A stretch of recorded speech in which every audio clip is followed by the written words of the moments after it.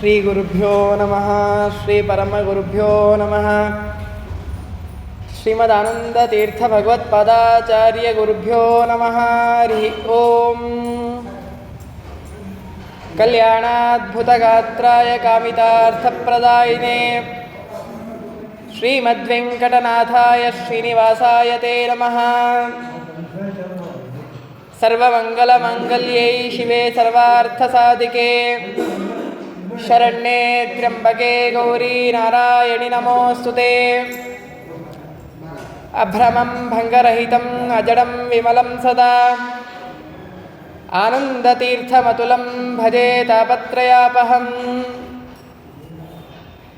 ಯಸ್ಯ ವಾಕ್ ಕಾಮಧೇನುರ್ನಃ ಕಾಮಿತಾರ್ಥಾನ್ ಪ್ರಯಚ್ಛತಿ ಸೇವೇತಂ ಜಯಯೋಗೀಂದ್ರಂ ಕಾಮಬಾಣಚ್ಛಿದಂ ಸದಾ.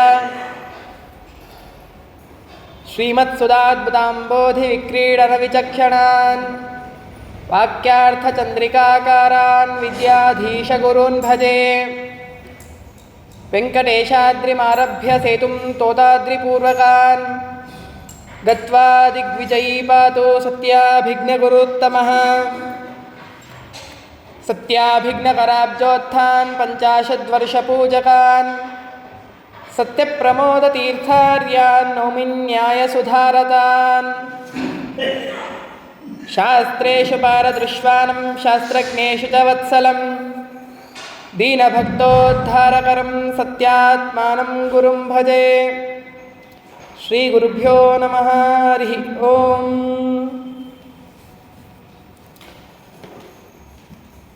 ಮಹಾನುಭಾವರಾದ ಸತ್ಯಪ್ರಮೋದತೀರ್ಥ ಶ್ರೀಪಾದಂಗಳವರ ಮಧ್ಯಾರಾಧನಾ ಮಹೋತ್ಸವವನ್ನು ಅತ್ಯಂತ ವಿಜೃಂಭಣೆಯಿಂದ ನಾವೆಲ್ಲರೂ ಸೇರಿ ಮಾಡಿದ್ದೇವೆ. ಬೆಳಗ್ಗೆ ಸತ್ಯಪ್ರಮೋದತೀರ್ಥ ಶ್ರೀಪಾದಂಗಳವರ ಪೂರ್ವಾಶ್ರಮದ ಕೆಲವು ಚರಿತ್ರೆಗಳನ್ನು ನಾವು ಕೇಳಿದ್ದೇವೆ. ಅದನ್ನೇ ಒಂದು ಸ್ವಲ್ಪ ಮುಂದುವರೆಸಿ ಆಶ್ರಮ ನಂತರದ ಚರಿತ್ರೆಗಳನ್ನು ಮೆಲುಕು ಹಾಕುವುದಕ್ಕಾಗಿ ಪ್ರಯತ್ನವನ್ನು ಮಾಡೋಣ. ಪೂರ್ವಾಶ್ರಮದ ಹೆಸರು ಗುರುರಾಜಾಚಾರ್ಯರು ಅಂತ. ತಂದೆ ರಂಗಾಚಾರ್ಯರು. ಬಹಳ ವೈರಾಗ್ಯ ಶಿಖಾಮಣಿಗಳಾಗಿದ್ದರು ಅನ್ನೋದನ್ನು ನಾವು ತಿಳಿದಿದ್ವಿ. ಈ ಗುರುರಾಜಾಚಾರ್ಯರು ಹಿರಿಯ ಮಗ ಅವರು. ಹಾಗಾಗಿ ರಂಗಾಚಾರ್ಯರ ಅವಸಾನ ಕಾಲ ಬಂದಾಗ ಅವರೆಲ್ಲ ಸ್ನೇಹಿತರು ರಂಗಾಚಾರ್ಯರಿಗೆ ಹೇಳಿದ್ರಂತೆ, ಮಗನಿಗೆ ಇನ್ನೇನು ಇನ್ನು ಪ್ರಯಾಣವನ್ನು ಬೆಳೆಸ್ತಾ ಇದೆಯಾ, ಮಗನಿಗೆ ಏನಾದರೂ ಆದೇಶವನ್ನು ನೀಡಿ ಹೋಗು ಅಂತ. ಸಾಮಾನ್ಯವಾಗಿ ಎಲ್ಲ ತಂದೆ ತಾಯಂದಿರು ಮಕ್ಕಳಿಗೆ, ಅದರಲ್ಲಿಯೂ ಹಿರಿಯ ಮಗನಿಗೆ ವಿಶೇಷವಾಗಿರುವಂತಹ ಒಂದು ಜವಾಬ್ದಾರಿಯನ್ನು ತಮ್ಮಂದಿರಿದ್ದರೆ ತಂಗಿಯಂದಿರಿದ್ದರೆ ಅವರೆಲ್ಲ ಮದುವೆ ಇತ್ಯಾದಿಗಳನ್ನು ಸರಿಯಾಗಿ ನೋಡಿಕೊಳ್ಳಬೇಕು ಅನ್ನುವಂತಹ ಆದೇಶವನ್ನು ಸಾಮಾನ್ಯವಾಗಿ ಎಲ್ಲರೂ ಮಾಡ್ತಾರೆ. ಹಾಗಾಗಿ ಇವರಿಗೆ ಹೇಳಿದಾಗ ರಂಗಾಚಾರ್ಯರು ಇಂತಹ ಅದ್ಭುತವಾದ ಮಾತು ಹೇಳ್ತಾರಂದರೆ, ಏನು ಉಪದೇಶ ಮಾಡೋದಿದೆ, ನನ್ನ ಜೀವಿತ ಅವಧಿಯಲ್ಲಿ ಆಚಾರ್ಯರ ಶಾಸ್ತ್ರವನ್ನು ನನ್ನ ಮಗನಿಗೆ ಉಪದೇಶ ಮಾಡಿ ಆಗಿದೆ. ಆಚಾರ್ಯರ ಉಪದೇಶ, ಶಾಸ್ತ್ರದ ಉಪದೇಶದ ಮುಂದೆ ನನ್ನ ಉಪದೇಶ ಏನಿದೆ? ಏನೂ ಇಲ್ಲ. ಅಷ್ಟಾದರೂ ನೀವೆಲ್ಲ ಹೇಳ್ತಾ ಇದ್ದೀರಿ ಅನ್ನೋದಕ್ಕಾಗಿ ಒಂದೇ ಒಂದು ಮಾತನ್ನು ಹೇಳ್ತೀನಿ. ಗುರುರಾಜಾಚಾರ್ಯರನ್ನು ಕರೆದು ಹೇಳಿದ್ರಂತೆ, ನೋಡಪ್ಪ, ಈಶಾವಾಸ್ಯಮಿದಂ ಸರ್ವಂ ಯತ್ಕಿಂಚ ಜಗತ್ಯಾಂ ಜಗತ ತೇನ ತ್ಯಕ್ತೇನ ಭುಂಜೀತಾಃ ಮಾಕೃತ ಕಸ್ಯ ಸಿದ್ಧನಂ. ಈ ಇಡೀ ಪ್ರಪಂಚ ನಮ್ಮ ಕಣ್ಣಿಗೆ ಕಾಣುವಂತಹ, ನಮ್ಮ ಉಪಭೋಗಕ್ಕೆ ಬರುವಂತಹ ಏನು ಈ ಪ್ರಪಂಚ ಇದೆಯೋ ಅದೆಲ್ಲವೂ ಕೂಡ ಭಗವಂತನ ಅಧೀನವಾಗಿರೋದು. ಭಗವಂತನಿಂದ ನಮಗಾಗಿ ಭೋಗ ಮಾಡುವುದಕ್ಕಾಗಿ ಕೊಟ್ಟಿರುವಂಥದ್ದು. ಹಾಗಾಗಿ ಅದನ್ನು ನೀನು ಚಿಂತನೆ ಮಾಡಬೇಕು. ಭಗವಂತನಿಂದ ದತ್ತವಾದದ್ದು ಇದೆಲ್ಲವೂ ಕೂಡ. ಹಾಗಾಗಿ ಯಾರ ಹತ್ರನೂ ಕೂಡ ಬೇಡಿದರೆ ಎನ್ನೊಡೆಯನನ್ನೇ ಬೇಡಬೇಕು ಎನ್ನುವಂತಹ ದಾಸರ ವಚನದಂತೆ ನಿನಗೇನಾದರೂ ಬೇಡುವಂತಹ ಪ್ರಸಂಗ ಬಂದರೆ ಭಗವಂತನಲ್ಲಿ ಬೇಡಿಕೊ, ಬೇರೆ ಯಾರ ಹತ್ತಿರವೂ ಕೂಡ ಕೈ ಚಾಚಬೇಡ ಎನ್ನುವಂತಹ ಆದೇಶವನ್ನು, ಉಪದೇಶವನ್ನು ರಂಗಾಚಾರ್ಯರು ಮಾಡಿದ್ದಾರೆ. ಆದ ಮೇಲೆ ಈ ಕಡೆ ಗುರುರಾಜಾಚಾರ್ಯರು ಶಾಸ್ತ್ರ ಅಧ್ಯಯನಕ್ಕಾಗಿ ಅಂಥೇಳಿ ತಿರುಪತಿಯಲ್ಲಿ ಇದ್ದಾಗ, ಅಲ್ಲೂ ಅಷ್ಟೆ ಮೈಸೂರಿನಲ್ಲಿ ಇದ್ದಾಗ ಒಂದು ವಿಶೇಷವಾದ ಘಟನೆಯನ್ನು ಹೇಳ್ತಾರೆ. ತಂದೆಯ ಆದೇಶ ಆಗಿದೆ ಯಾರಿಗೂ ಕೈ ಚಾಚಬೇಡ ಎಂಬುದಾಗಿ. ಅಧ್ಯಯನ ಮಾಡಬೇಕಾಗಿದೆ, ವಸತಿಗೆ ಅನ್ನಕ್ಕೆ ಒಂದು ಕಲ್ಪಿಸುವಂತಹ ಯಾವುದೇ ರೀತಿಯಾಗಿರುವಂತಹ ವ್ಯವಸ್ಥೆ ಇಲ್ಲ. ಅಂತಹ ಸಂದರ್ಭದಲ್ಲಿಯೂ ಕೂಡ ಗುರುರಾಜಾಚಾರ್ಯರು ಯಾರಿಗೂ ಬೇಡಲಿಲ್ಲ ಅಂತ, ಯಾರ ಹತ್ರನೂ ಕೂಡ ಕೈ ಚಾಚದೇನೆ ದಿನನಿತ್ಯವೂ ಕೂಡ ಮಠದಲ್ಲಿ ಇರಬೇಕು, ಅಧ್ಯಯನ ಮಾಡಬೇಕು. ಊಟಕ್ಕೆ ಏನಂತಂದರೆ ವಾರಾನ್ನ ಅಂತ, ಒಬ್ಬೊಬ್ಬ ಗೃಹಸ್ಥರ ಮನೆಯಲ್ಲಿ ಒಂದು ದಿನ ಸೋಮವಾರ ಇಂತಹವರ ಮನೆಯಲ್ಲಿ, ಮಂಗಳವಾರ ಇಂಥವರ ಮನೆಯಲ್ಲಿ ಎಂಬುದಾಗಿ ಹೀಗೆ ವಾರಾನ್ನವನ್ನು ತಾವು ಸ್ವೀಕಾರವನ್ನು ಮಾಡಿ ಅಧ್ಯಯನವನ್ನು ಮಾಡಿದ್ದಾರೆ. ಎಂತಹದ್ದು ಅಂತಂದರೆ ಕ್ರಿಯಾಸಿದ್ಧಿ ಸತ್ವೇ ಭವತಿ ಮಹತಾಂ ನೋಪಕರಣೆ ಎಂಬುದಾಗಿ ಕವಿ ಹೇಳ್ತಾನೆ.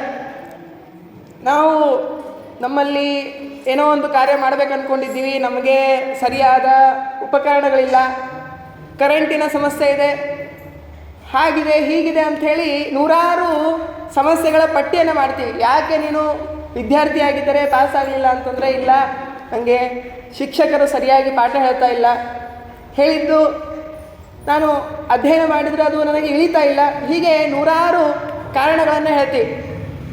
ಆದರೆ ಕ್ರಿಯಾಸಿದ್ಧಿ ಸತ್ವೇ ಭವತಿ, ಆ ಅಂತಃಕರಣದಲ್ಲಿ, ಆ ಜೀವನಲ್ಲಿ ಆ ರೀತಿಯಾಗಿರುವಂತಹ ಒಂದು ಸತ್ವ ಇರಬೇಕು. ಆಗ ಎಂತಹ ಉಪಕರಣಗಳು ಇಲ್ಲದೆ ಹೋದರೂ ಕೂಡ, ಅವಶ್ಯಕವಾಗಿರುವಂತಹ ಸಾಮಗ್ರಿಗಳು ಇಲ್ಲದೇ ಇದ್ದರೂ ಕೂಡ ಆ ಕಾರ್ಯವನ್ನು ನಾವು ಸಾಧಿಸಿಕೊಳ್ಳಬಹುದು ಅನ್ನೋದನ್ನು ಸತ್ಯಪ್ರಮೋತೀತ ಶ್ರೀಪಾದಂಗಳವರು ಗುರುರಾಜಾಚಾರ್ಯರು ಮಾಡಿ ತೋರಿಸಿದ್ದಾರೆ. ಇಂತಹ ಕಠಿಣವಾದ ಪರಿಸ್ಥಿತಿಯಲ್ಲಿ ಅವರು ಅಧ್ಯಯನವನ್ನು ಮಾಡಿದ್ದಾರೆ, ಎಲ್ಲರೂ ಅಧ್ಯಯನ ಮಾಡಿದ್ದಾರೆ ಅಂತಾಗಿರ್ಬೋದು.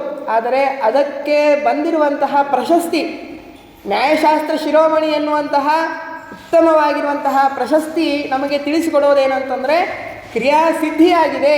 ಯಾವುದಕ್ಕಾಗಿ ಅವರು ಹೋಗಿದ್ದರೋ, ಅಧ್ಯಯನವನ್ನು ಮಾಡಿದ್ದರೋ, ಅದರ ಸಿದ್ಧಿ ಅನ್ನೋದು ಪಡೆದುಕೊಂಡಿದ್ದರು ಅನ್ನೋದು ನಮಗೆ ತಿಳಿದು ಬರುತ್ತದೆ. ಇಂತಹ ಆ ಪೂರ್ವಾಶ್ರಮದಲ್ಲಿಯೇ ನ್ಯಾಯಶಾಸ್ತ್ರ ಶಿರೋಮಣಿ ಎನ್ನುವಂತಹ ಆ ಬಿರುದನ್ನು ಪಡೆದುಕೊಂಡಿರುವಂತಹ ಮಹಾನುಭಾವರು ಈ ಗುರುರಾಜಾಚಾರ್ಯರು.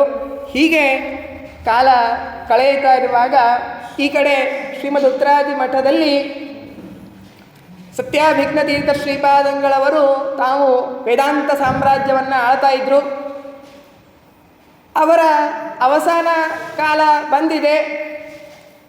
ಹಾಗಾಗಿ ಮುಂದಿನ ಉತ್ತರಾಧಿಕಾರಿಯನ್ನು ಯಾರನ್ನು ನಿಯೋಜಿಸಬೇಕು ಅನ್ನುವಂತಹ ಚಿಂತೆಯಲ್ಲಿ ಸತ್ಯಾಭಿಘ್ನತೀರ್ಥರು ಇದ್ದಾಗ ಅವರಿಗೆ ಒಂದು ದಿನ ಸ್ವಪ್ನವಾಗಿದೆ. ಸತ್ಯಧ್ಯಾನತೀರ್ಥ ಶ್ರೀಪಾದಂಗಳವರು ಸ್ವಪ್ನದಲ್ಲಿ ಬಂದು, ಇಲ್ಲ ಗುತ್ತಲ ಗುರುರಾಜಾಚಾರ್ಯ ಎಂಬಂತಹ ಉತ್ತಮ ಜ್ಞಾನಿ ಇದ್ದಾರೆ, ಅವರಿಗೆ ನೀವು ನಿಮ್ಮ ಸಾಮ್ರಾಜ್ಯವನ್ನು ಒಪ್ಪಿಸಬೇಕು ಅನ್ನುವಂತಹ ಸೂಚನೆ ಆಗಿದೆ. ಈ ವಿಷಯವನ್ನು ಸತ್ಯಾಭಿಘ್ನತೀರ್ಥರು ಯಾರ ಮುಂದೂ ಹೇಳಿರಲಿಲ್ಲ. ತಾವು ಅದನ್ನು ಮನಸ್ಸಿನಲ್ಲಿ ಇಟ್ಟುಕೊಂಡಿದ್ದಾರೆ. ಇವರು ಪೂರ್ಣ ಇನ್ನೇನು ದೇಹ ಹೋಗಬೇಕು, ಪ್ರಾಣ ಹಾರಬೇಕು ಅನ್ನುವಂತಹ ಸಮಯದಲ್ಲಿ ಗುರುರಾಜಾಚಾರ್ಯರಿಗೆ ಹೇಳಿ ಕಳಿಸಿದ್ದಾರೆ, ಅವರು ಮೈಸೂರಿನಿಂದ ಬರಬೇಕು. ಬರುವುದು ತಡವಾಗಿದೆ. ಅಂತಹ ಸತ್ಯಾಭಿಘ್ನತೀರ್ಥ ಶ್ರೀಪಾದಂಗಳವರಿಗೆ ಮಹಾ ಸಮಸ್ಯೆ ಏನು ಅಂತಂದರೆ, ಈಗ ಇದ್ದ 10 ಜನದಲ್ಲಿ ಒಬ್ಬ ಯಾರೋ ಉತ್ತಮವಾದ ವ್ಯಕ್ತಿ ಇದ್ದ ಅಂತಂದರೆ ಅವನನ್ನು ಕರೆದು ಸನ್ಮಾನ ಮಾಡ್ತೀವಿ. ಮಾಡಿದಾಗ ಸಮಸ್ತವಾದ ಜಗತ್ತು ಒಪ್ಪಿಕೊಳ್ಳುತ್ತೆ. 10 ಜನರು ಒಪ್ಪಿಕೊಳ್ತಾರೋ ನನಗಿಂತ ಈ ವ್ಯಕ್ತಿ ಉತ್ತಮನಾಗಿದ್ದಾನೆ, ಹಾಗಾಗಿ ಇವನಿಗೆ ಈ ಸನ್ಮಾನ ಉತ್ತಮ ಅಂತ ಒಪ್ಕೊಳ್ಳೋದು. ಆದರೆ ಇಂತಹ ಈ ಮಧ್ವ ಸಮಾಜ ಇತ್ತು ಅಂತಂದರೆ ಸತ್ಯಧ್ಯಾನ ತೀರ್ಥ ಶ್ರೀಪಾದಂಗಳವರ ಗರಡಿಯಲ್ಲಿ ಸಿದ್ಧವಾಗಿರುವಂತಹ ಅನೇಕ ವಿದ್ವತ್ ತಿಮಿಂಗಿಲಗಳು, ತಿಮಿಂಗಿಲ ಗಿಲೋಪ್ಯಸ್ತಿ ತದ್ಗಿಲೋಪ್ಯಸ್ತಿ ಸಾಗರ ಎನ್ನುವಂತೆ ಒಬ್ಬೊಬ್ಬ ಪಂಡಿತರು ಕೂಡ ಮಹಾ ಜ್ಞಾನಿಗಳು. ಪರವಾದಿಗಳು ಬಾಯಿ ಪಿಟಕ್ಕಂದಿರಬಾರ್ದು. ಅವರು ಬಾಯಿ ತೆಗಿತಾ ಇದ್ದಂತೆಯೇ ಅವರನ್ನು ನಿರಾಕರಣೆ ಮಾಡುವಂತಹ ಮಹಾ ವಿದ್ವತ್ ತಿಮಿಂಗಿಲಗಳನ್ನು ಸತ್ಯಧ್ಯಾನ ತೀರ್ಥ ಶ್ರೀಪಾದಂಗಳವರು ತಮ್ಮ ಮಾಧ್ವ ವಾಂಗ್ಮಯ ಸಮುದ್ರದಲ್ಲಿ ಹುಟ್ಟಿ ಹಾಕಿದರು. ಅಂತಹ ಆ ಸಾಗರದಿಂದ ಒಂದು ರತ್ನವನ್ನು ತೆಗೆದುಕೊಂಡು ಇಡಬೇಕಾಗಿದೆ. ಅದನ್ನು ಆಯ್ದುಕೊಳ್ಳುವಂತಹ ಅದನ್ನು ಸ್ವೀಕಾರ ಮಾಡುವಂತಹ ಒಂದು ಯೋಚನೆ ಬಂದಾಗ ಯಾರನ್ನು ಸ್ವೀಕಾರ ಮಾಡಬೇಕು ಅನ್ನುವಂತಹ ಮಹಾ ಸಮಸ್ಯೆ ಅನ್ನೋದು ಇತ್ತು. ಎಲ್ಲರೂ ನಾನು ಸಮರ್ಥನೆ ಇದ್ದೀನಿ, ಎಲ್ಲರೂ ನನಗೆ ಕೊಡಬಹುದು ಅನ್ನುವಂತಹ ಆ ಒಂದು ಎಲ್ಲ ಸಮರ್ಥರಿದ್ದರು. ಸುಮ್ಮನೆ ಏನೋ ಪೀಠದ ಇದಕ್ಕಾಗಿ ಹೇಳಿದ್ದಲ್ಲ, ಎಲ್ಲರೂ ಕೂಡ ಸಮರ್ಥರಿದ್ದರು. ಅಂತಹ ಸನ್ನಿವೇಶದಲ್ಲೂ ಕೂಡ ಆ ಸತ್ಯಾಭಿಜ್ಞ ತೀರ್ಥ ಶ್ರೀಪಾದಂಗಳವರು ಇವರು ಬರೋದಕ್ಕಾಗಿ ಕಾಯ್ದು ಗುರುಗಳ ಸೂಚನೆ ಆಗಿದೆ, ಹಾಗಾಗಿ ಏನೇ ಆಗಲಿ ಅವರನ್ನೇ ಗುರುರಾಜಾಚಾರ್ಯರನ್ನೇ ಉತ್ತರಾಧಿಕಾರಿಯನ್ನಾಗಿ ಮಾಡಬೇಕು ಅನ್ನುವಂತಹ ಆ ದೃಢವಾದ ಗುರುಗಳ ಮೇಲೆ ವಿಶ್ವಾಸದಿಂದ ಕಾಯ್ದಿದ್ದಾರೆ. ಕಥೆಗಳಲ್ಲಂತೂ ಹೇಳ್ತಾರೆ 2 ತಾಸು ಪೂರ್ಣ ನಿಶ್ಚೇಷಿತವಾಗಿತ್ತಂತೆ ಶರೀರ. ಮಹಾಸ್ವಾಮಿಗಳು ಹೇಳ್ತಿದ್ರಂತೆ, ನಾನು ಯಮನ ಹತ್ತಿರ ಹೋಗಿ ಇಲ್ಲಪ್ಪ ನಾನು ನನ್ನ ಶಿಷ್ಯನಿಗೆ ಇನ್ನೂ ಉತ್ತರಾಧಿಕಾರಿಯನ್ನಾಗಿ ಮಾಡಿ ಮತ್ತೆ ಬರ್ತೀನಿ ಅಂತ ಹೇಳ್ತಿದ್ರು ಅಂತ ಅನ್ನೋದನ್ನು ಮಹಾಸ್ವಾಮಿಗಳು ಹೇಳ್ತಿದ್ರು. ಹೀಗೆ ಅಂದರೆ ತಿಳಿದುಕೊಳ್ಬೇಕಾಗಿರೋ ಅಂಶ ಇಷ್ಟೇ, ಗುರುಗಳು ಯದ್ಗುರು ಸುಪ್ರಸನ್ನಸ್ಸನ್, ಗುರುಗಳು ಪ್ರಸನ್ನರಾಗಿ ಈ ಗುರುರಾಜಾಚಾರ್ಯರನ್ನು ಆ ಉತ್ತರಾಧಿಕಾರಿಯನ್ನು ಮಾಡಬೇಕು ಅನ್ನುವಂತಹ ದೃಢವಾದ ಸಂಕಲ್ಪ ಮಾಡಿದರು. ಅದಕ್ಕಾಗಿ ಆ ಗುರುಗಳು ಆ ಸನ್ಯಾಸಾಶ್ರಮವನ್ನು ಗುರುರಾಜಾಚಾರ್ಯರಿಗೆ ನೀಡಿ ಸತ್ಯಪ್ರಮೋದ ತೀರ್ಥ ಶ್ರೀಪಾದಂಗಳವರು ಅನ್ನುವಂತಹ ನಾಮವನ್ನು ಇಟ್ಟಿದ್ದಾರೆ. ಆಶ್ರಮವಾಗಿದೆ. ಆಶ್ರಮ ಆದ ಮೇಲೆ ಎಲ್ಲರಿಗೂ ಏನಂತಂದರೆ ಗುರುಗಳು ಆಶ್ರಮ ಕೊಟ್ಟಾಗ ನೀವೆಲ್ಲ ಅಷ್ಟಮಠಗಳಲ್ಲಿ ಉಡುಪಿಗಳಲ್ಲಿ ಈಗೆಲ್ಲ ನೋಡ್ಲಿಕ್ಕೆ ಸಿಗತ್ತೆ ಅನ್ನೋದಕ್ಕಾಗಿ ಉದಾಹರಣೆ ಹೇಳ್ತಾ ಇದ್ದೀನಿ. ಅವರವರ ಚಿಕ್ಕ ಯತಿಗಳನ್ನು ಎಲ್ಲ ಕಡೆ ಕರೆದುಕೊಂಡು ಹೋಗಿ ಹೇಗೆ ತಾವು ಇರಬೇಕು, ಆ ಪೀಠವನ್ನು ಹೇಗೆ ಆಳಬೇಕು, ಅಲ್ಲಿ ಯಾವ್ಯಾವ ರೀತಿಯಾಗಿರುವಂತಹ ಸಮಸ್ಯೆಗಳು ಬರಬಹುದು ಅದೆಲ್ಲವೂ ಕೂಡ ಗುರುಗಳು ತಾವು ನಿದರ್ಶನವನ್ನು ಮಾಡ್ತಾ ಇರ್ತಾರೆ.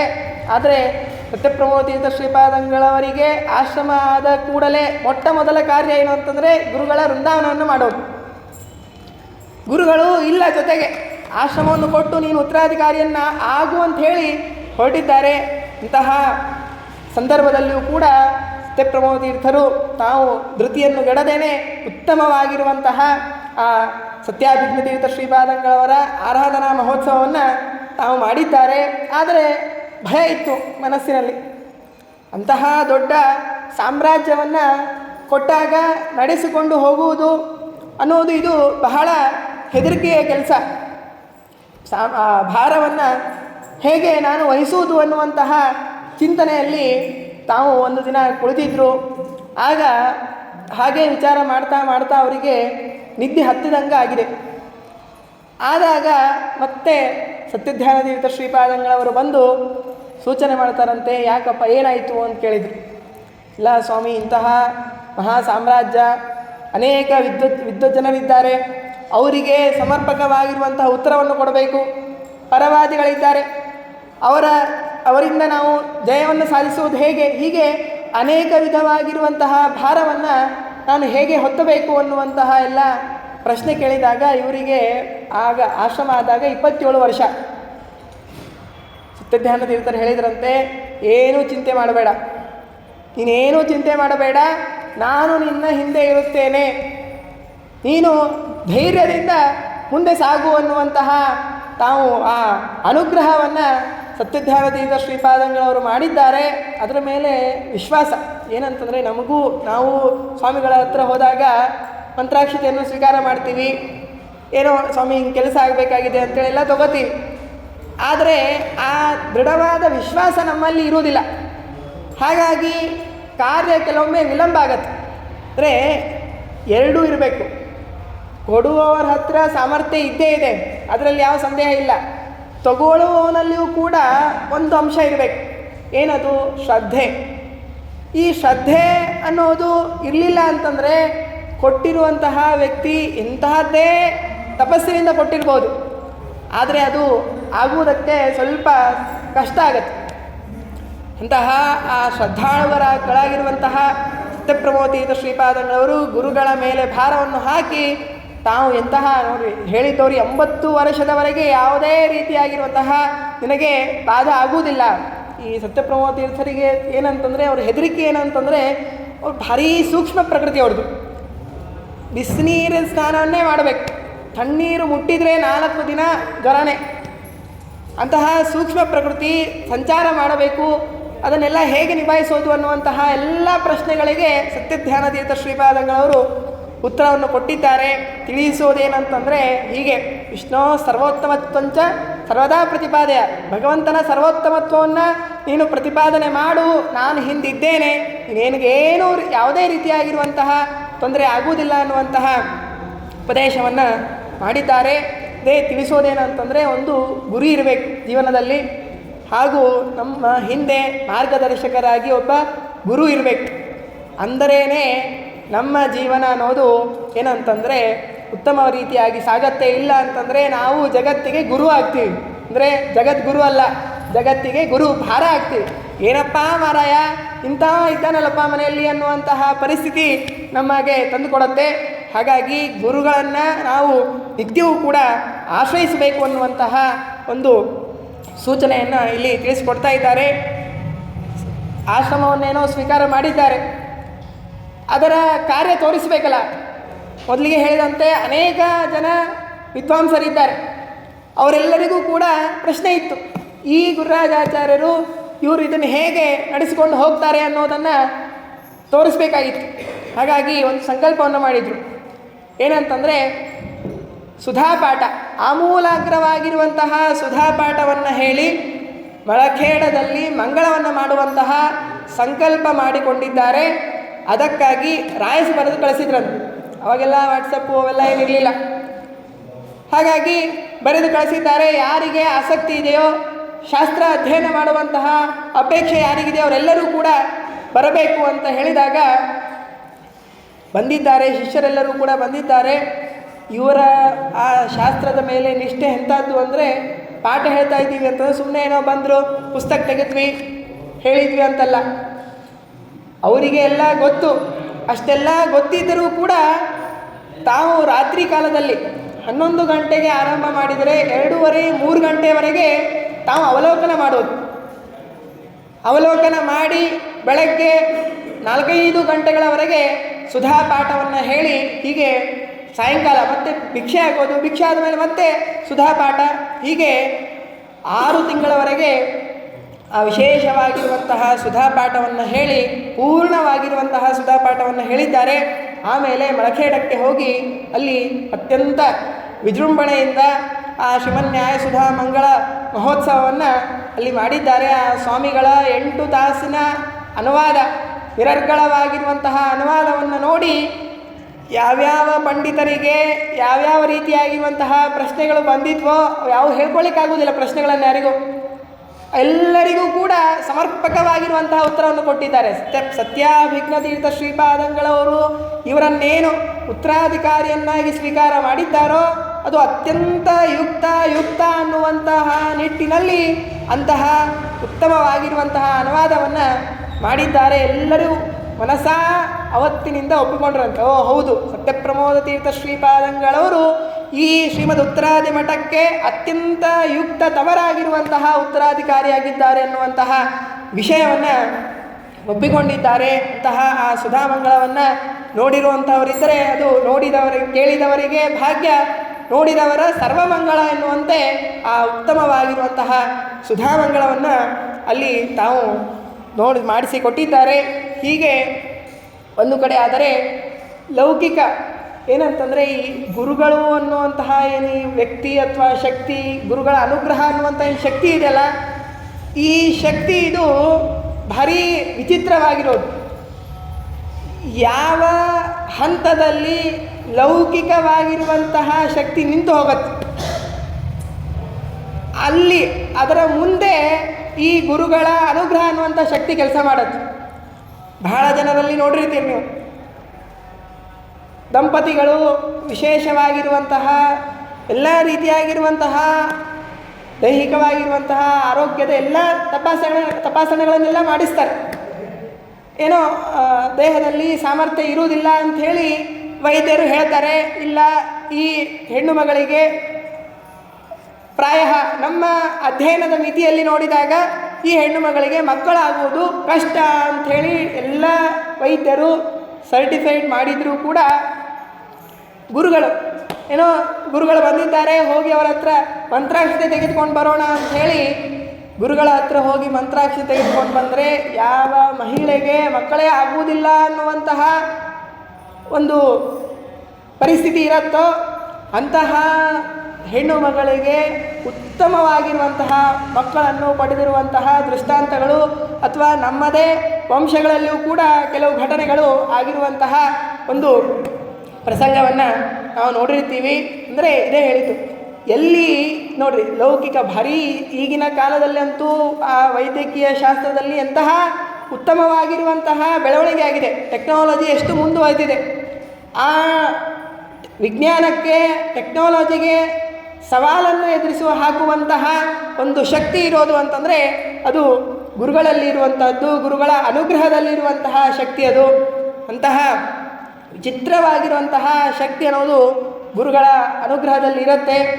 ಅದನ್ನು ಈ ಸತ್ಯಪ್ರಭು ತೀರ್ಥ ಶ್ರೀಪಾದಂಗಳವರ ಜೀವನ ಚರಿತ್ರೆಯಲ್ಲೂ ಕೂಡ ನಾವು ನೋಡ್ಬೋದು. ಕುಸುಮೂರ್ತಿಯಲ್ಲಿ ಒಂದು ಘಟನೆ ಆಗತ್ತೆ. ಸ್ವಾಮಿಗಳು ಬಂದಿದ್ದಾರೆ, ಎಲ್ಲ ರೀತಿಯಾಗಿರುವಂತಹ ವೈಭವ, ರಾಮದೇವರ ಪೂಜೆ ಎಲ್ಲ ನಡೀತಾ ಇದೆ. ಒಬ್ಬ ಹೆಣ್ಮಗಳು ಮಾತ್ರ ತಾನು ಅಳತಾ ಕುಳಿತಿದ್ದಾಳೆ. ಯಾಕೆ ಅಂತ ಕೇಳಿದಾಗ, ಇಲ್ಲ ನಮ್ಮ ಮಗು ಕಾಣಿಸ್ತಾ ಇಲ್ಲ, ಹಾಗಾಗಿ ಹೆದರಿಕೆಯಾಗಿ ದುಃಖವಾಗಿ ಅಳು ಬರ್ತಾ ಇದೆ ಅಂತಂದಾಗ ಹುಡುಕಿದ್ದಾರೆ. ಪಾಪ ಎಲ್ಲರೂ ಸೇರಿ ಹುಡುಕಿದ್ದಾರೆ. ವಿಷಯ ವ್ಯಾಪಿಸಿತು, ಇಲ್ಲ ಮಗು ಕಳೆದು ಹೋಗಿದೆ ಅಂಥೇಳಿ. ಸರಿ ಅಂಥೇಳಿ ಎಲ್ಲರೂ ಸೇರಿ ಹುಡುಕಿದಾಗ ಕೊನೆಗೆ ಎಲ್ಲೋ ಒಂದು ಗಿಡದ ಕೆಳಗಡೆ ಕೂಸು ಸಿಕ್ಕಿದೆ. ಆದರೆ ಆ ಕೂಸಿನಲ್ಲಿ ಪ್ರಾಣ ಇಲ್ಲ. ತಾಯಿಗೆ ಕೂಸು ಸಿಕ್ಕಿದೆ ಅನ್ನುವಂತಹ ಸಂತೋಷ ಆಯಿತು, ಆದರೆ ಅಷ್ಟೇ ದುಃಖ ಆಯಿತು. ಅಯ್ಯೋ ನನ್ನ ಮಗು ತೀರಿ ಹೋಯ್ತಲ್ಲ ಅನ್ನುವಂತಹ ದುಃಖದಲ್ಲಿ ತಾನು ಮುಳುಗಿದ್ದಾಳೆ. ಈ ವಿಷಯ ಸತ್ಯಪ್ರಮೋದ ತೀರ್ಥ ಶ್ರೀಪಾದಂಗಳವರಿಗೆ ಗೊತ್ತಾಯಿತು. ಅವ್ರು ಹೇಳಿದರು, ಇಲ್ಲ ಕರ್ಕೊಂಡು ಬರ್ರಿ. ಕರೆದುಕೊಂಡು ಬಂದು ಒಂದು ಕೊಠಡಿಯಲ್ಲಿ ಆ ಕೂಸನ್ನು ಮಲಗಿಸಿದ್ದಾರೆ. ಸ್ವಾಮಿಗಳು ಹೇಳಿದರು, ಎಲ್ಲರೂ ಹೊರಗೆ ನಡ್ರಿ ಅಂತ. ಸರಿ ಅಂಥೇಳಿ ಎಲ್ಲರೂ ಹೊರಗೆ ಹೊರಟರು. ನೋಡ್ರಿ, ಅದೇ ಹೇಳಿ, ಇಲ್ಲಿ ಕೂಸು ತನ್ನ ಎಲ್ಲ ಚೇಷ್ಟನೆಗಳನ್ನೆಲ್ಲ ನಿಲ್ಲಿಸಿಬಿಟ್ಟಿದೆ. ಅಂತಹ ಕೂಸಿಗೆ ಸ್ವಾಮಿಗಳು ಒಳಗಡೆ ಕರೆದುಕೊಂಡು ಹೋಗಿ ಅದು ಏನು ಅವರ ತಪಸ್ಸನ್ನು ಧಾರೆ ಎರೆದ್ರೋ, ಅವ್ರು ಯಾವುದನ್ನು ಕೊಟ್ಟರೋ, ಏನು ಮಾಡಿದ್ರೋ ಅದು ಸ್ವಾಮಿಗಳಿಗೆ ಗೊತ್ತು. ಆ ಕೂಸು ಸ್ವಾಮಿಗಳ ಆ ಅನುಗ್ರಹದ ಫಲದಿಂದ ಮಲ್ಕೊಂಡು ಎದ್ದಂತೆ. ಮಲಗಿಕೊಂಡಾಗ ಎದ್ದ ಶಿಶು ಯಾವ ರೀತಿಯಾಗಿ ಅಳತಾ ತಾಯಿಯನ್ನು ಹುಡುಕತ್ತೋ ಹಾಗೆ ಆ ಅಳುವಿನ ಧ್ವನಿ ಕೇಳಿಸಿದಾಗ ಹೊರಗೆ ತಾಯಿ ಬಹಳ ಸಂತೋಷ ಆಗಿದೆ. ಇದು ಎಂಥದ್ದು ಅಂತಂದರೆ, ಈ ಅಳುವಿನ ಧ್ವನಿ ಎಂಥದ್ದಿರುತ್ತೆ ಅಂತಂದರೆ, ಎಲ್ಲರಿಗೂ ತಾಯಿ ಆ ಇದರಲ್ಲಿ ಲೇಬರ್ ವಾರ್ಡಲ್ಲಿ ಇದ್ದು ಅವಳು ಕೂಸನ್ನು ಹಡೆದಾಗ ಹೊರಗಿನವರಿಗೆ ಸಂತೋಷ ಕೊಟ್ಟಿರತ್ತೆ. ಅದರ ಅನುಭವ ಅಲ್ಲಿ ಒಳಗಿರುವಂತಹ ತಾಯಿಗೆ ಆಗಿರೋದಿಲ್ಲ. ತಾಯಿ ಕೂಸನ್ನು ಹಡೆದು ಆ ಶ್ರಮದಿಂದ ತಾನು ಇದು ಮಾಡ್ತಿರ್ತಾಳೆ. ಆ ಅಳುವಿನ ಧ್ವನಿ ಹೊರಗಿರುವಂತಹ ತಂದೆಗೆ, ಅಜ್ಜಂದರಿಗೆಲ್ಲ ಸಂತೋಷ ಕೊಟ್ಟಿರುತ್ತೆ. ಆದರೆ ಇಲ್ಲಿ ಸತ್ಯಪ್ರಮೋದ ತೀರ್ಥ ಶ್ರೀಪಾದಂಗಳವರ ಚರಿತ್ರೆಯಲ್ಲಿ ಏನಂತಂದರೆ, ತಾಯಿಗೂ ಕೂಡ ಅಂತಹ ಧ್ವನಿ ಕೇಳಿಸಿ ಅವಳಿಗೂ ಕೂಡ ಸಂತೋಷ ಆಗುವಂತೆ ಒಂದು ವಿಚಿತ್ರವಾಗಿರುವಂತಹ ಅನುಗ್ರಹವನ್ನು ಸತ್ಯಪ್ರಮೋದ ತೀರ್ಥ ಶ್ರೀಪಾದಂಗಳವರು ಮಾಡಿದ್ದಾರೆ.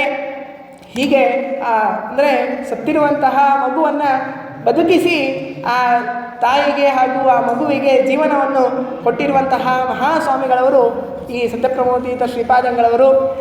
ಈ ಚರಿತ್ರೆಗಳನ್ನು ಹೇಳಬೇಕಾದಾಗ ಏನಂತಂದರೆ ಕ್ರಮವಾಗಿ ಕೆಲವೊಂದೆಲ್ಲ ಹೇಳ್ತಾರಲ್ಲ, ಕ್ರಮಗಳಲ್ಲಿ ವ್ಯತ್ಯಾಸ ಆಗ್ತಾ ಇರುತ್ತೆ.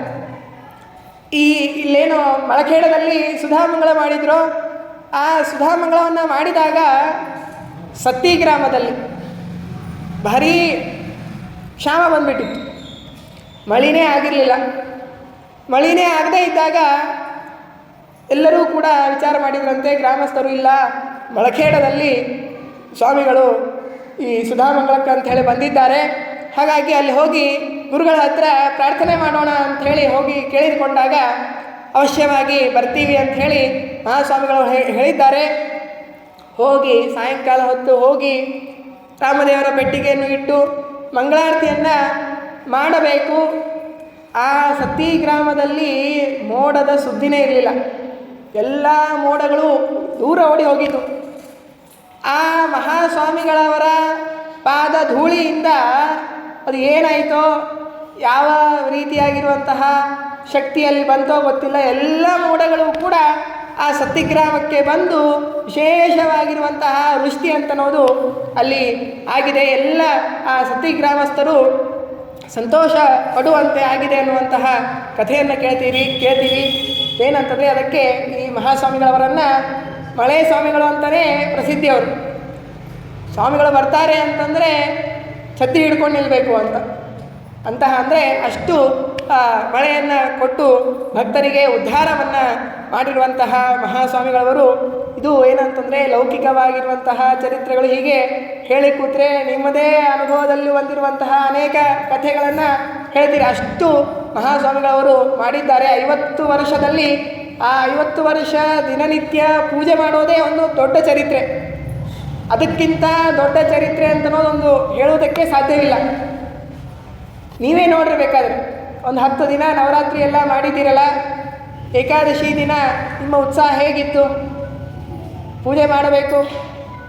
ನವರಾತ್ರಿ ಪಾಡ್ಯ ದಿನ ಎಷ್ಟು ಉತ್ಸಾಹದಿಂದ ನೀವು ಪೂಜೆ ಮಾಡಿದ್ರೋ ಅಷ್ಟು ಏಕಾದಶಿ ದಿನ ಇತ್ತ.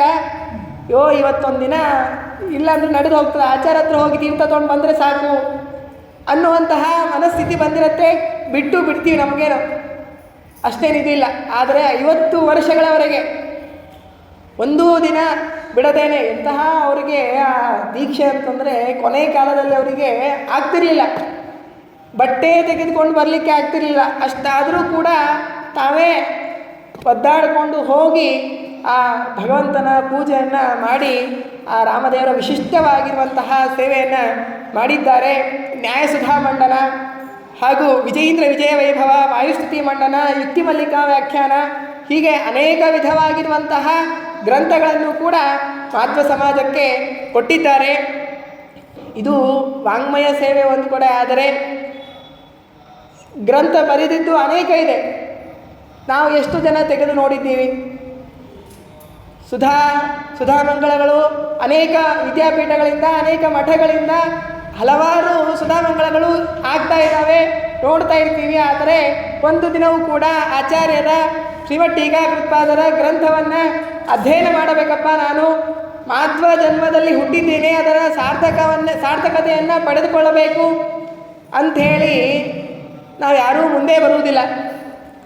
ಹಾಗಾಗಿ ಗ್ರಂಥಗಳನ್ನು ಬರೆದು ಏನು ಮಾಡಿದಂಗಾಯಿತು. ಅದಕ್ಕೆ ಕೇವಲ ಗ್ರಂಥವನ್ನು ಬರೆದ್ರೆ ಸಾಕಾಗುವುದಿಲ್ಲ, ಗ್ರಂಥ ಓದೋರನ್ನೂ ಬೇಕು. ಆ ಓದೋರನ್ನು ನಿರ್ಮಾಣ ಮಾಡಬೇಕು ಅಂತಂದರೆ ಅದಕ್ಕೆ ಬೇಕಾಗಿರುವಂತಹ ಅವಕಾಶಗಳನ್ನು ಕಲ್ಪಿಸಬೇಕು ಅನ್ನೋದಕ್ಕಾಗಿ ಜಯತೀರ್ಥ ವಿದ್ಯಾಪೀಠ ಎನ್ನುವಂತಹ ಉತ್ತಮವಾಗಿರುವಂತಹ ಶಿಕ್ಷಣ ಸಂಸ್ಥೆಯನ್ನು ತಾವು 1989ರಲ್ಲಿ ಅದನ್ನು ಸ್ಥಾಪನೆಯನ್ನು ಕೂಡ ಮಾಡಿದರು. ನಿನ್ನೆ ಪರೀಕ್ಷೆಯಲ್ಲಿ ಹೇಳಿದ್ನಲ್ಲ, ಪರೀಕ್ಷೆ ವಿಷಯ ನಿನ್ನೆ ಆಚಾರ್ಯ ಹೇಳಿದರು, ನಾನು ಸುಧಾಮಂಗಳ ಆಗೋಗಿದೆ, ಇನ್ನೇನು ಮುಗೀತು ಅಂಥೇಳಿ ನನ್ನ ಪುಸ್ತಕಗಳನ್ನೆಲ್ಲ ಮಠಕ್ಕೆ ಕಳಿಸ್ಬಿಟ್ಟಿದ್ರಂತವ್ರು. ಆಯ್ತು, ಇನ್ನೇನು ಓದೋ ಅವಕಾಶಗಳೇನಿಲ್ಲ, ಓದಲಿಕ್ಕೆ ಆಗೋದು ಇಲ್ಲ, ಸಂಸಾರ ಅಂಥೇಳಿ ಕಳಿಸ್ಬಿಟ್ಟಿದ್ವಿ. ಆದರೆ ಈ ಸಿದ್ಧಾತ್ಮತೀರ್ಥ ಶ್ರೀಪಾದಂಗಳವರು ಬಂದು ಮತ್ತೆ ಎಲ್ಲ ಪುಸ್ತಕಗಳನ್ನು ತೆಗೆದು ಅಧ್ಯಯನ ಮಾಡಿ ಅದನ್ನು ಮೆಲುಕು ಹಾಕುವಂತೆ ಮಾಡಿದರು ಅಂತ ಹೇಳಿ ಆಚಾರ್ಯ ಹೇಳಿದರು ನಿನ್ನೆ. ಹಾಗೆ ಅಂದರೆ ಪುಸ್ತಕಗಳು ರಾಶಿ ರಾಶಿ ಇದೆ, ಆದರೆ ಅದನ್ನು ಅಧ್ಯಯನ ಮಾಡಿಸುವುದಕ್ಕಾಗಿ ಅಂಥೇಳಿ ಈ ಜಯತೀರ್ಥ ವಿದ್ಯಾಪೀಠ ಅನ್ನುವಂತಹ ಶಿಕ್ಷಣ ಸಂಸ್ಥೆಯನ್ನು ನಾವು ಅಲ್ಲಿ ನಿರ್ಮಿಸಿ ಕೊಟ್ಟಿದ್ದಾರೆ. ಅದನ್ನು ಕೂಡ ಆಚಾರ್ಯರ ಗುತ್ತಲಾಚಾರ್ಯರ ಕಡೆಯಿಂದ ಅದಕ್ಕೆ ಕುಲಪತಿಗಳನ್ನಾಗಿ ಮಾಡಿ ಅಧ್ಯಾತ್ಮತೀರ್ಥ ಶ್ರೀಪಾದಂಗಳವರಿಗೆ ಅದರ ಜವಾಬ್ದಾರಿಯನ್ನು ಕೊಟ್ಟು ತಾವು ಹೋಗಿದ್ದಾರೆ. ಅಲ್ಲಿ ಹೇಳಿದ್ರಂತ ಒಂದು ದಿವಸ, ಈ ಜಯತೀರ್ಥ ಸ್ವಾಮಿಗಳು ಹೇಳ್ತಾ ಇರ್ತಾರೆ ಯಾವಾಗಲೂ, ಜಯತೀರ್ಥ ವಿದ್ಯಾಪೀಠದ ಕೀರ್ತಿ ಹೇಗಿರಬೇಕು ಅಂತಂದರೆ ಮೇಲೆ ತುದಿ ಶಿಖರ ಪ್ರಾಯದಲ್ಲಿ ಇರಬೇಕಂತ.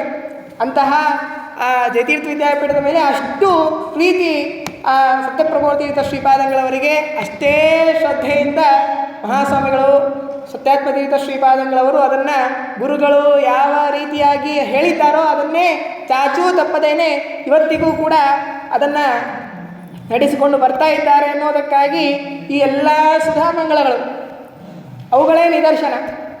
ನಿನ್ನೆನೇ ಹೇಳಿದರು ಆಚಾರ್ಯರು, ಸುಧಾ ಅನುವಾದ ಮಾಡಿಸಿದರು ಮೊದಲಿಗೆ ಸ್ವಾಮಿಗಳು. ಸುಧಾಮಂಗಳ ಮಾಡಿದಾಗ ಹೇಗಿತ್ತು ಅಂತಂದರೆ, ಸುಧಾಮಂಗಳ ಮಾಡಿದ್ದು ಪಾಠ ಹೇಳಿದ್ದು ಸ್ವಾಮಿಗಳು, ಹಾಗಾಗಿ ಸ್ವಾಮಿಗಳು ಅನುವಾದ ಮಾಡಿದರೆ ಆಯಿತು ಅಂತ. ಸತ್ಯಾತ್ಮತೀರ್ಥರು ಅಂದರು, ಇಲ್ಲ, ಸುಧಾ ಹೇಳಿದವರಷ್ಟೇ ಯಾಕೆ ಅನುವಾದ ಮಾಡಬೇಕು, ಸುಧಾ ಕೇಳಿದವರು ಅನುವಾದ ಮಾಡಲಿ ಅಂತ. ಹಾಗಾಗಿ ವಿದ್ಯಾರ್ಥಿಗಳು ಅನುವಾದ ಮಾಡಿದಾಗಲೇ ಮಂಗಳ ಅಂಥೇಳಿ ಅದಕ್ಕೊಂದು ನಾಂದಿ ಹಾಡಿದರು.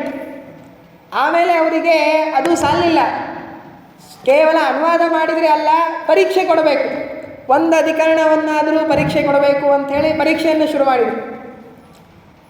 ಆಗಿನ ಕಾಲದಲ್ಲಿ ಒಂದು ಅಧಿಕರಣ ಪರೀಕ್ಷೆ ಕೊಟ್ಟಾರೆ ಅಂತಂದರೆ ಅದು ಭಾರಿ ಅನ್ನುವಂತಹ ಒಂದು ಇತಿಹಾಸ ರಚನೆ ಆಯಿತು ಅನ್ನುವಂಥ ನಿಟ್ಟಿನಲ್ಲಿ ಇತ್ತು. ಅಧಿಕರಣಗಳ ಪರೀಕ್ಷೆ ಆಯಿತು, ಅಧ್ಯಾಯಗಳ ಪರೀಕ್ಷೆಗೆ ಬಂತು. ಕೊನೆಗೆ ಸ್ವಾಮಿಗಳಿಗೆ ಅಲ್ಲಿಗೂ ತೃಪ್ತಿ ಆಗಲಿಲ್ಲ. ಸ್ವಾಮಿಗಳು ಮಹಾಸ್ವಾಮಿಗಳವರ ಆದೇಶ ಇಷ್ಟೇ ಅಲ್ಲ ಅಂಥೇಳಿ ಭಾವಿಸ್ತಾ, ಇದು ಅಧ್ಯಾಯ ಪರೀಕ್ಷೆಗೂ ನಿಲ್ಲುವುದಲ್ಲ, ಸಮಗ್ರ ಶ್ರೀಮನ್ಯಾಯ ಸುಧಾ ಪರೀಕ್ಷೆಯನ್ನು ಕೊಟ್ಟಾಗಲೇ ಮುಗಿಯೋದು ಅಂಥೇಳಿ ಅದರ ಪರೀಕ್ಷೆಯನ್ನು ಕೂಡ ಮಾಡಿಸಿದರು. ಆಮೇಲೆ ಅನ್ನಿಸ್ತು ಸ್ವಾಮಿಗಳಿಗೆ ಇದೂ ಅಲ್ಲ. ಇದರಲ್ಲಿ ಕೇಳ್ತೀವಿ, ನಹುಷ ಮಹಾರಾಜನ ಕಥೆಯಲ್ಲಿ ಕೇಳ್ತೀವಿ, ಋಷಿಗಳಿಗೆ ಖರೀದಿ ಮಾಡುವಂತಹ ಪ್ರಸಂಗ. ಏನು ಕೊಟ್ಟು ಖರೀದಿ ಮಾಡಬೇಕು ಅಂತಂದರೆ, ಇಲ್ಲ ಅರ್ಧ ರಾಜ್ಯ ಕೊಡ್ತೀನಿ, ನಡೆಯುವುದಿಲ್ಲ ಅಂದ್ರೆ ಋಷಿಗಳು. ಇಲ್ಲಪ್ಪ ಇಡೀ ರಾಜ್ಯ ಕೊಡ್ತೀನಿ, ನಡೆಯುವುದಿಲ್ಲ. ಏನು ಮಾಡಬೇಕು ಅಂಥೇಳಿ ಕೊನೆಗೆ ಏನಂತಂದರೆ, ಒಂದು ಗೋ ದಾನ ಮಾಡಿದರೆ ಗೋವನ್ನು ಕೊಡು, ಅದನ್ನು ಸ್ವೀಕಾರ ಮಾಡು ಅಂತ ಹೇಳಿದಂತೆ ಏನು ಮಾಡಿದರೂ ಕೂಡ ಅದು ಅಲ್ಲಿಗೆ ನಿಲ್ಲುವುದಿಲ್ಲ ಅನ್ನುವಂತೆ ನ್ಯಾಯಾಮೃತ ವ್ಯಾಸತ್ರಯಗಳ ಪರೀಕ್ಷೆಯನ್ನು ಕೊಡಿಸಿದರು. ಹೀಗೆ ಅದು ಇಲ್ಲಿಗೆ ಏನಂತಂದರೆ ನಿನ್ನೆಯವರೆಗೆ ಬಂದಿರುವಂತಹ ವಿಚಾರ ಅಪ್ಡೇಟ್ ಎಷ್ಟಿದೆ ಅಂತಂದರೆ, ವೈದದ್ಯುಮಣಿಯ ಪರೀಕ್ಷೆಯನ್ನು ಕೂಡ ಕೊಡಿಸಿ ಅಲ್ಲಿಗೆ ಅಂತಹ ತುದಿಗೆ ತಂದು ಕೊಟ್ಟಿದ್ದಾರೆ. ಅಂತಹ ಎಲ್ಲ ಕೀರ್ತಿ ಅದೆಲ್ಲವೂ ಕೂಡ ಅದು ಸಲ್ಲುವುದು ಎಲ್ಲರಿಗೂ ಕೂಡ ಯಾವುದು ಅಂತಂದರೆ ಅದು ಸತ್ಯಪ್ರಭೋತೀರ್ಥ ಶ್ರೀಪಾದಂಗಳವರಿಗೆ ಆ ಕೀರ್ತಿ ಸಲ್ಲತ್ತೆ. ಅಂತಹ ಗ್ರಂಥ ನಿರ್ಮಾಣ ಮಾಡಿ ಗ್ರಂಥ ಅಧ್ಯಯನವನ್ನು ಮಾಡುವಂತಹ ವ್ಯಕ್ತಿಗಳನ್ನು ನಿರ್ಮಾಣ ಮಾಡಿರುವಂತಹ ಮಹಾಸ್ವಾಮಿಗಳವರು ಸತ್ಯಪ್ರಭೋತೀರ್ಥ ಶ್ರೀಪಾದಂಗಳವರು. ಹೀಗೆ ಗುರುಗಳು ತಾವು ಅನೇಕ ರೀತಿಯಾಗಿರುವಂತಹ ಚರಿತ್ರೆಗಳನ್ನು ಮಾಡ್ತಾರೆ. ಶಾಸ್ತ್ರದಲ್ಲಿ ಏನಂತಂದರೆ, ಈ ನಾವೆಲ್ಲ ಶಾಸ್ತ್ರ ಹೊರಟಿರೋದು ಎದಕ್ಕೆ ಅಂದರೆ ಭಗವಂತನನ್ನು ತಿಳಿದುಕೊಳ್ಳಬೇಕು, ಭಗವಂತನ ಗುಣಗಳನ್ನು ತಿಳಿದುಕೊಳ್ಳುವುದೇ ನಮ್ಮ ಎಲ್ಲರ ಧ್ಯೇಯ. ಆದರೆ ಇದು ಭಗವಂತನ ಗುಣಗಳನ್ನು ತಿಳಿದುಕೊಳ್ಳುವುದು ಅನ್ನೋದು ಇದು ಭಾರೀ ಜಟಿಲವಾಗಿರುವಂತಹ ವಿಷಯ.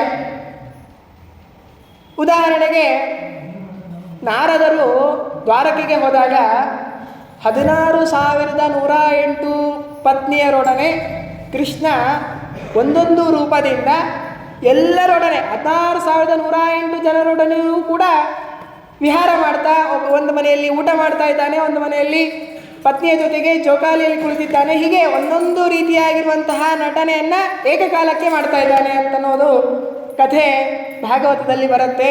ಇದೆಲ್ಲ ನಮಗೆ ನೋಡಿದಾಗ ಮಾನುಷ ಶಕ್ತಿ ನಮ್ಮದೇನಂತಂದರೆ, ಹೇಗೆ ಸಾಧ್ಯ ಇದು? ಸಾಧ್ಯನೇ ಇಲ್ಲ. ಒಬ್ಬ ವ್ಯಕ್ತಿ ಪ್ರವಚನ ಕೇಳುವುದಕ್ಕೆ ಕುಳಿತಿದ್ದಾನೆ, ಹೇಳುವುದಕ್ಕೆ ಕುಳಿತಿದ್ದಾನೆ ಅಂತಂದರೆ ಈ ಕೆಲಸ ಮಾತ್ರ ಮಾಡಬಹುದು ಹೊರತಾಗಿ ಬೇರೆ ಕಡೆ ಇರುವುದಕ್ಕೆ ಸಾಧ್ಯ ಇಲ್ಲ. ಹಾಗಾಗಿ ನಮ್ಮ ಶಕ್ತಿ ನಾವು ಹೇಗೆ ಪರಮಾತ್ಮನ ವ್ಯಾಪ್ತಿಯನ್ನು ತಿಳಿದುಕೊಳ್ಳಬೇಕು ಅಂತ ಪ್ರಶ್ನೆ ಬಂದಾಗ ಅದರ ನಿದರ್ಶನವನ್ನು ಮಹಾಸ್ವಾಮಿಗಳವರು ತೋರಿಸಿಕೊಡ್ತಾರೆ. ಬೆಳಗ್ಗೆ ಆಚಾರ್ಯರು ಹೇಳಿದರು, ಸ್ವಾಮಿಗಳು ಪ್ರವಚನ ಮಾಡಬೇಕಾದಾಗ ಏನಂತಂದರೆ ಎಲ್ಲರಿಗೂ ಕೂಡ ಸ್ವಾಮಿಗಳು ನನ್ನೇ ನೋಡಿ ಪ್ರವಚನ ಮಾಡಿದರು. ಅದೇ ರೀತಿಯಾಗಿ ಇನ್ನೊಂದು ಹೇಳ್ತಾರೆ ಮಹಾಸ್ವಾಮಿಗಳ ಬಗ್ಗೆ, ನಮ್ಮೂರಾಗ್ರಿ ಏನಂತಂದರೆ ನಮ್ಮ ಮನೆ ಮೇಲೆ ಮಹಾಸ್ವಾಮಿಗಳವರು ನನ್ನ ಮೇಲೆ ಮಾಡುವಷ್ಟು ಪ್ರೀತಿ ನಮ್ಮ ಊರಾಗೆ ಯಾರಿಗೂ ಮಾಡೋಂಗಿಲ್ಲ. ಹಿಂಗೆ ಊರಾಗಿರೋ ಒಬ್ಬ ದೇಸಾಯಿ, ಯಾರೋ ಒಬ್ಬರು ಜಯಿಸರು, ಯಾರೋ ಒಬ್ಬರು ಹೇಳೋದಲ್ಲ, ಪಕ್ಕದ ಮನೆಯವರು ಇದೇ ಮಾತಾಡ್ತಾರೆ. ನನ್ನ ಮೇಲೆ ದೊಡ್ಡ ಸ್ವಾಮಿಗಳವರು ಸತ್ಯಪ್ರಮೋದ ತೀರ್ಥ ಶ್ರೀಪಾದಂಗಳವರು ತೋರಿಸುವಂತಹ, ನಮ್ಮ ಕುಟುಂಬದ ಮೇಲೆ ತೋರಿಸಿರುವಂತಹ ಪ್ರೀತಿ ಅದು ಯಾರ ಮೇಲೂ ತೋರಿಸುವುದಿಲ್ಲ. ಅಂದರೆ ಪ್ರತಿ ವ್ಯಕ್ತಿಗೂ ಕೂಡ ಮಹಾಸ್ವಾಮಿಗಳವರು ಅವರನ್ನೇ ಬಹಳ ವಿಶೇಷವಾಗಿ ಕನ್ಸಿಡರ್ ಮಾಡ್ತಾರೆ ಅನ್ನುವಂತಹ ದೃಷ್ಟಿ ಎಲ್ಲರಿಗೂ ಕೂಡ ಇದೆ. ಹಾಗಾದರೆ ಕೃಷ್ಣನೂ ಕೂಡ ಇದೇ ಮಾಡಿದ್ದಲ್ವ?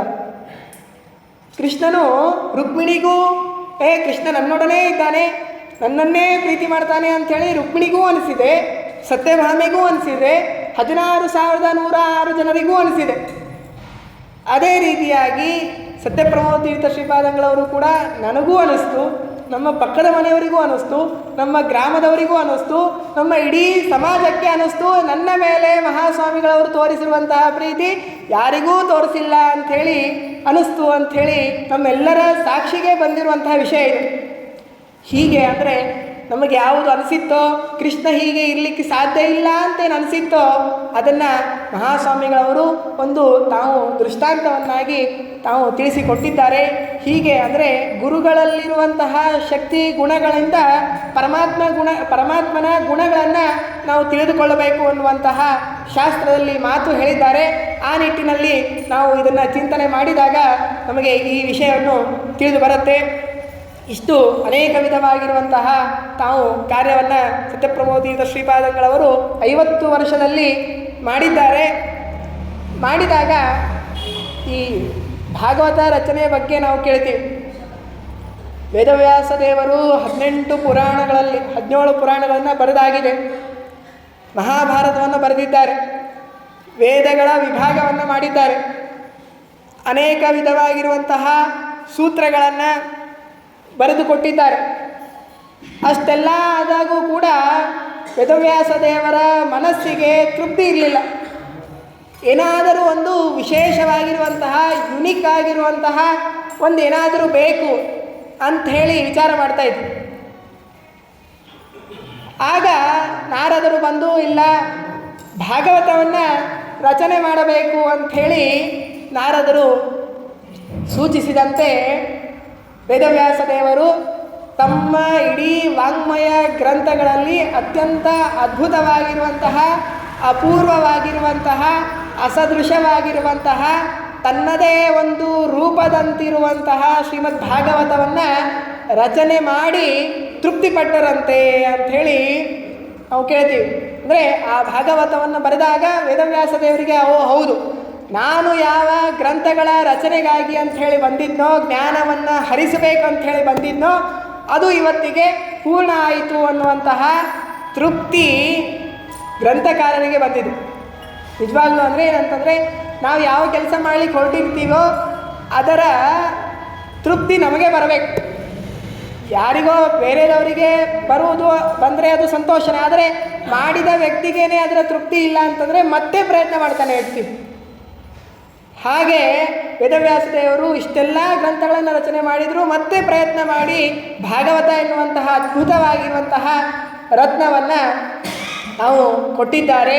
ಅದೇ ರೀತಿಯಾಗಿ ಈ ಸತ್ಯಪ್ರಮೋದ ತೀರ್ಥ ಶ್ರೀಪಾದಂಗಳವರು ಕೂಡ ಎಲ್ಲ 50 ವರ್ಷಗಳವರೆಗೆ ಅನೇಕ ವಿಧವಾಗಿರುವಂತಹ ಚರಿತ್ರೆಗಳನ್ನು ಮಾಡಿದರು, ಗ್ರಂಥ ರಚನೆ ಮಾಡಿದರು, ಎಲ್ಲ ರೀತಿಯಾಗಿರುವಂತಹ ಚರಿತ್ರೆಗಳನ್ನು ಮಾಡಿದರು.